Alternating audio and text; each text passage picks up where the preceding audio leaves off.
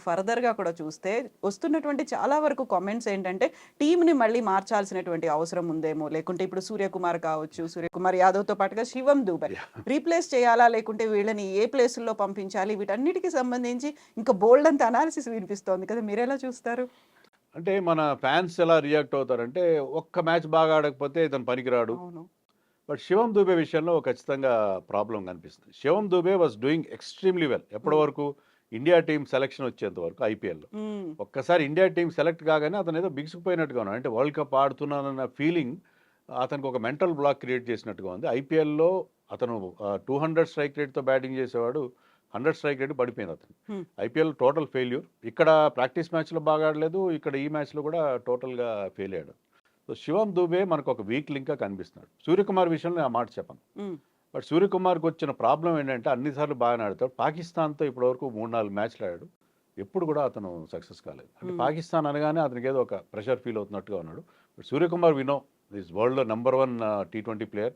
అతనికున్న range of shots అవన్నీ నిన్న బ్యాటింగ్‌లో ఫెయిల్ అయినప్పుడు ఒక అద్భుతమైన క్యాచ్ పట్టుకున్నాడు స్లిప్‌లో. So, Suryakumar will come back. But మీరన్నట్టు శివం దూబే విషయంలో ఖచ్చితంగా ఒక నిర్ణయం తీసుకోవాలి. హ్మ్. మనకక్కడ చాయిస్ ఉంది. సంజు శాంసన్ మంచి ఫామ్‌లో ఉన్నాడు. అతన్ని తీసుకోవచ్చు. శివం దూబేని మనం ఎందుకు టీమ్‌లో పెట్టుకున్నామంటే స్పిన్నర్స్‌ని బాగా ఆడతాడు.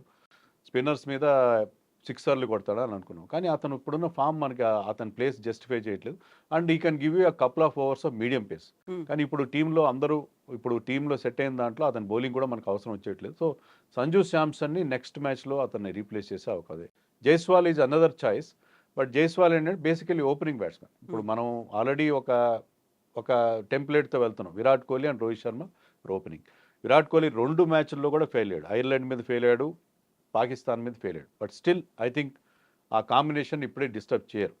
So, Yashasvi is good only as an opener. So, అందుకని నెక్స్ట్ మ్యాచ్‌లో మీరు అన్నట్టుగా దూబే ప్లేస్‌లో సంజు శాంసన్ ఆడే అవకాశం ఉంది. హ్మ్. అదొక్క మార్పే మనం చూసే పరిస్థితి. సరే ఇప్పుడు అమెరికా తర్వాత మళ్ళీ మనం వెస్ట్ ఇండీస్‌కే వెళ్తాము. అక్కడ ఉన్నటువంటి కీలకమైనటువంటి మ్యాచెస్ అన్నీ అక్కడే ఉంటాయి. సెమీఫైనల్, ఫైనల్స్ అన్నీ ఉన్నప్పటికీ కూడా అక్కడ రావాల్సినటువంటి మార్పులు కానీ, మీ ప్రిడిక్షన్‌లో ఎలా ఉంటాయి మ్యాచెస్ అనేది? ఎవరెవరు సెమీఫైనల్, ఫైనల్‌లో ఉంటారనుకుంటున్నారు? మనం ఇక్కడ యూఎస్‌లో ఆడిన ఈ న్యూయార్క్ పిచ్ మీద పేసర్స్‌కి ఎక్కువగా హెల్ప్ కనిపించింది. But hmm. ఒక్కసారి once we go to West Indies spinners will call the shots. Hmm. స్పిన్నర్స్‌కి అక్కడ చాలా హెల్ప్ ఉండే అవకాశం ఉంది. సో, అక్కడికెళ్తే మీకు సినారియో మారిపోతది టోటల్‌గా. స్పిన్నర్స్ ఎక్కువగా రాణించే అవకాశం ఉంటుంది. ఇప్పుడు మనం we are going with just 2 spinners and 4 pace బౌలర్స్‌తో వెళ్తున్నాం. అక్కడ మనం ఏం చేయొచ్చంటే హార్దిక్ పాండ్యా మనకి థర్డ్ సీమర్‌గా ఉంటాడు కాబట్టి, ఒక పేసర్‌ని ఐదర్ సిరాజ్‌ని గాని, హర్షదీప్‌ని గాని పక్కన పెట్టి we can go with third spinner in Kuldeep Yadav. So, హ్మ్. అక్కడికొచ్చేసరికి మనం స్పిన్నర్స్ మీద ఎక్కువ డిపెండ్ అయ్యే పరిస్థితి ఉంటది. సో, అక్కడ మనం ఆ మార్పు చేసుకోవాల్సి ఉంటుంది. నలుగురు పేసర్స్ వెస్ట్ ఇండీస్ పిచ్ మీద మనకు అవసరం ఉంది. మిగతా లైనప్‌లో పెద్దగా మార్పు ఉండే అవకాశం లేదు.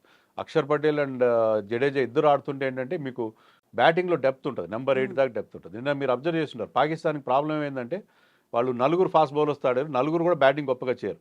So, they had a long tail. So, ఎప్పుడైతే లాంగ్ టెయిల్ ఉందో వాళ్ళు లాస్ట్‌లో వాళ్ళకి రావాల్సిన యాక్సిలరేషన్ వాళ్ళకి రాలేదు. హ్మ్. సో, ఈ సెమీఫైనల్స్ కావచ్చు, ఫైనల్స్ కావచ్చు ఏ ఏ టీమ్‌లు ఉంటాయని మీరనుకుంటున్నారు అక్కడ? టూ ఎర్లీ టు సే అండి ఇప్పుడు. ఓకే. ఎందుకంటే ఇప్పుడు టోర్నమెంట్ ఆగి 10 వెరీ రోజులు ఆడాలి. బిగినింగ్‌లో ఉన్నాం మనం. 10 రోజులు కూడా కాలేదు. కానీ at this moment Australia looking very good. Hmm. India is looking very good. New Zealand అనుకున్నంత గొప్పగా ఆడట్లేదు. ఇంగ్లాండ్ ఆన్ పేపర్ చాలా బాగుంది. కానీ వాళ్ళ పర్ఫార్మెన్స్ ఇప్పటివరకైతే ఇంప్రెసివ్‌గా లేదు. But we know England can come back. England ఒకటి. పాకిస్తాన్ ఎప్పుడు మనం తక్కువగా అంచనా వేయాల్సిన అవసరం లేదు.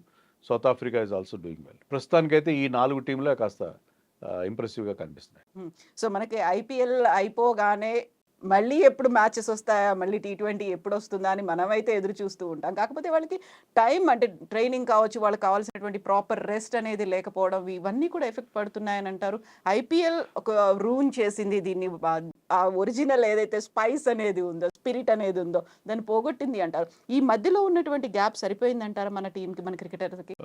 ఏమాత్రం సరిపోదండి. ఎందుకంటే ఐపీఎల్ ఇది లాంగ్ టోర్నమెంట్. 2.5 నెలల టోర్నమెంట్ ఆడి, హ్మ్. దాంట్లో మీరు మ్యాచ్‌లు 14, 15 మ్యాచ్‌లు ఆడడం కాదు. The amount of travelling.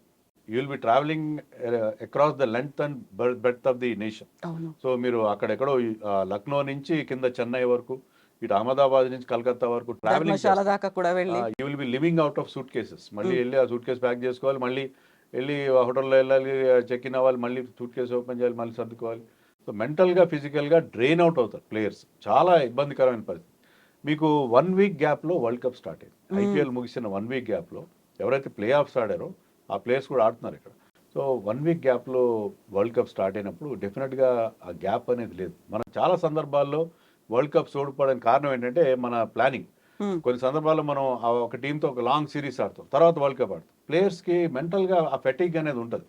So ఇప్పుడు కూడా అలాగే అవుతుంది. సో ఇక్కడ మన టీం అంత స్ట్రాంగ్గా కనబడడానికి కారణం ఏంటంటే ఈ ఫెటిగ్ అనేది, మెంటల్ అండ్ ఫిజికల్ ఫెటిగ్ అనేది ఖచ్చితంగా ఉంటుంది. కానీ ఇప్పుడున్న పరిస్థితుల్లో ఏంటంటే మన ఇండియన్ క్రికెట్లో ఎక్కడ మీకు గ్యాప్ ఉండట్లేదు. మీరు throughout the 12 months of the year ఖచ్చితంగా మ్యాచ్లు ఆడుతున్నాం. అయితే రొటేషన్ చేసుకునే అవకాశం ఉంటుంది కాబట్టి కొంతవరకు అది చేసి, కానీ ఐపీఎల్లో all Indian players, important players అందరూ ఆడతారు. అక్కడ ఫ్రాంచైజీల చేతిలో ఉంటారు. బుమ్రాకి రెస్ట్ ఇస్తే బాగుంటుంది అన్న. Bumrah played all matches played by Mumbai Indians. ఒక్క మ్యాచ్లో కూడా అతనికి రెస్ట్ ఇవ్వలేదు. సో అలాంటి పరిస్థితి ఉంది. ఇది అవాయిడబుల్ యాక్చువల్గా. భవిష్యత్తులో అయినా దీని గురించి, ఎందుకంటే మనకి ఐసీసీ ట్రాఫీస్ రావట్లేదని మనం అనుకుంటున్నాం, కానీ మనం ప్రాపర్గా ప్రిపేర్ అవుతున్నామా లేదా అనేది ఒక్కసారి మనం ఆత్మవిమర్శ చేసుకోవాల్సిన అవసరం. ఎస్ వెంకటేష్ గారు, థ్యాంక్ యూ సో మచ్ అండి.